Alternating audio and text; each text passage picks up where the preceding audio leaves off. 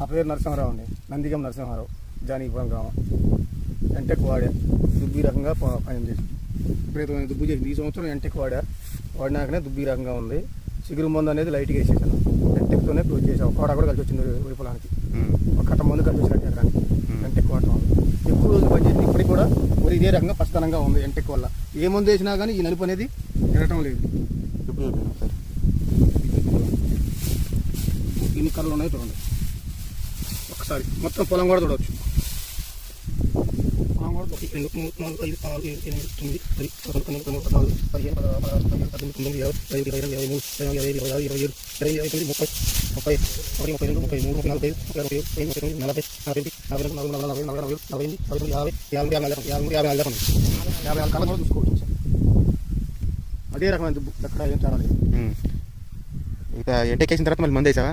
ఏదో లైట్ సిగిరి ముందు వేసేసాం, అది పట్ట ముందు వేయాలని ఫార్మాలిటీ కోసం. అప్పటిదాకా ఆ నలుపు అలాగే ఉంది, ఇప్పుడు అట్లే ఉంది.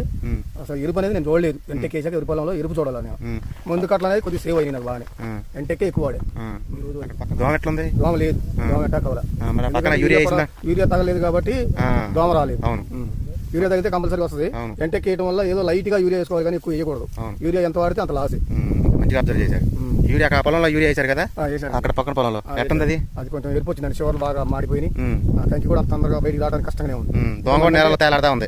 దోమ ఉంది, దాంట్లో దోమ అనేది ఇంకా రాలేదు.